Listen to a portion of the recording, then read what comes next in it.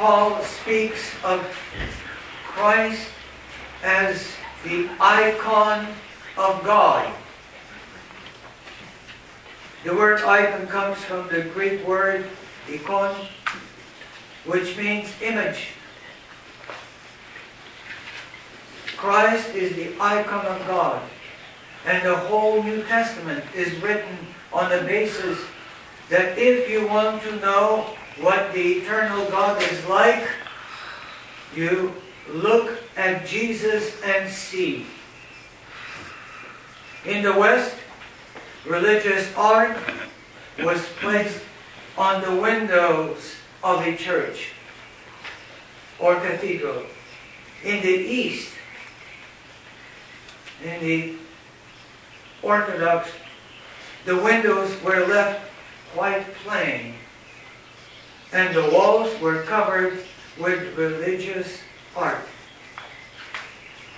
The purpose of icons are to create reverence in worship, to instruct those who are unable to read, and to serve as an existential link between the worshiper and God. The church calendar sets aside the first Sunday of Lent, which is today, as the Sunday of Orthodoxy. It marks the day on which the use of icons was reinstated after a period of opposition. It commemorates the triumph of Orthodoxy against the iconoclasts, whose purpose it was to remove forcibly all icons from churches and destroy them as instruments of idolatry. Since icon is one of the most distinctive features of Orthodoxy, we shall consider briefly what it signifies, what it is used, its practical value, as well as its doctrinal significance.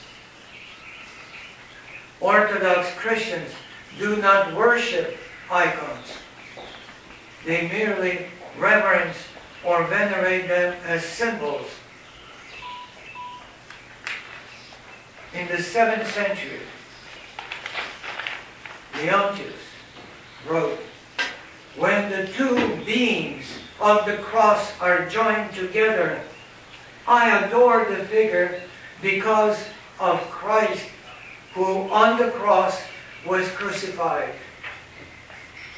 But if the beams are separated, I throw them away and burn them." The iconoclasts, those who sought to remove all images from churches, held that God cannot be painted because He is eternal and invisible. No man has seen God at any time. But the Orthodox insisted that God can be painted because He became man. In the Old Testament, any image of God would be a graven image, an idol, because no image of God could exist. Nobody had ever seen God. But this changed the moment God became man in Christ. Because of this, it is now lawful to make a picture of Him.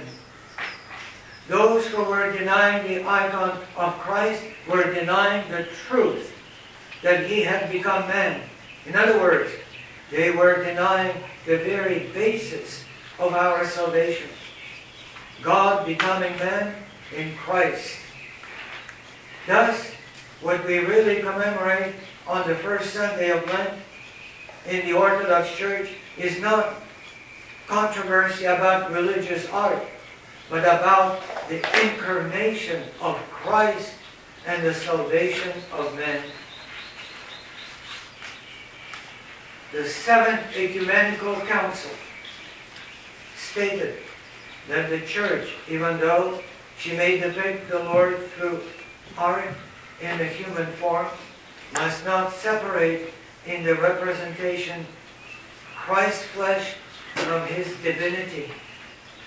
Christ had to be represented in Orthodox art as God-man. When the Word transmits through the ear, that painting silently shows through the image. And by those two means, mutually accompanying one another, we receive knowledge of one and the same thing. One has but to enter an Orthodox church to see unfolded before him on the walls all the mysteries of the Christian faith. If a pagan asks you to show him your faith, St. John of Damascus, he says, take him into a church and place him before the icons. Through the icon, the Orthodox Church appeals to the eye. We remember much more easily what we see than what we hear.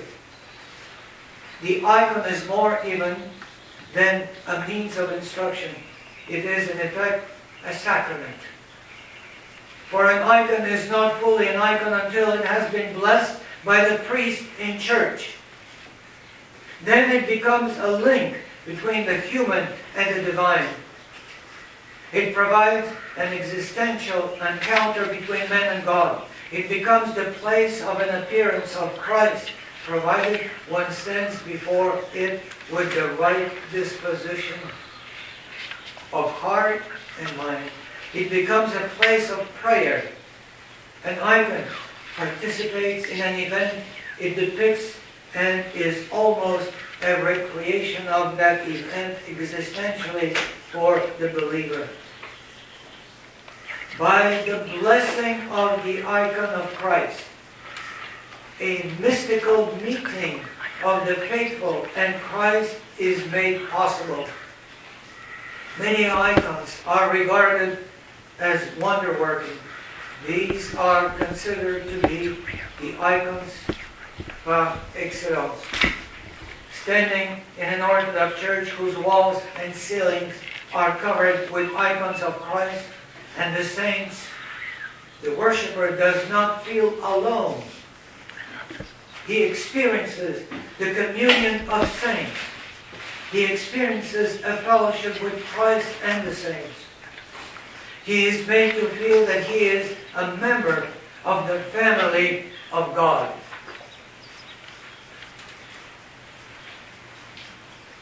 A story.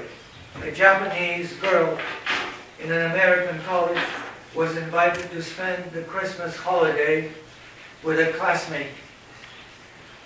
Afterwards, she was asked how she enjoyed the holidays.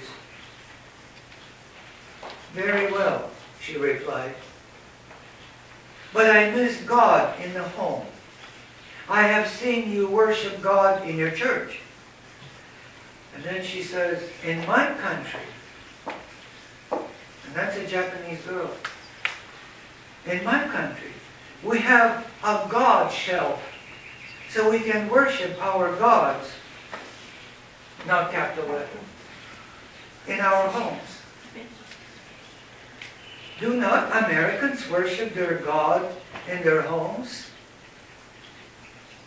It has been traditional for the Orthodox homes to have such a God shelf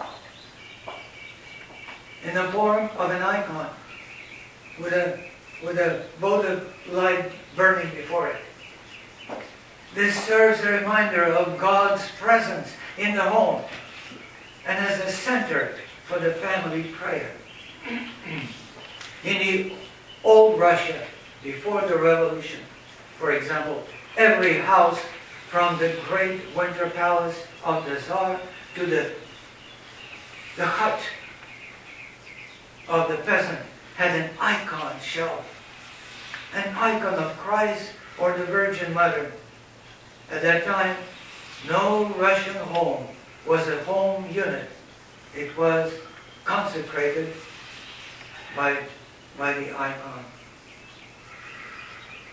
In the old days, a Russian entering his home or visiting a friend would first of all bow low before the icons and make the sign of the cross before greeting his family or host.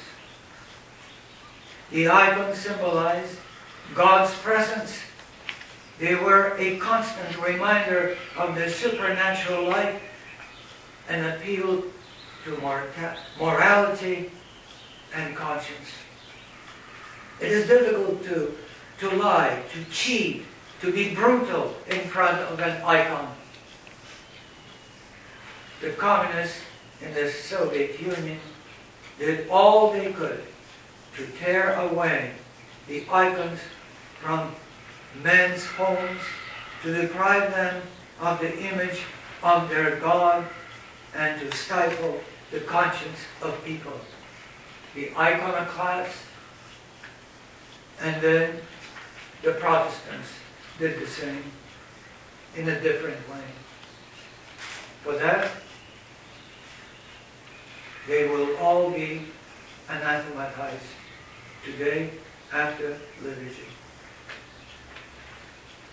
Во имя Отца и Сына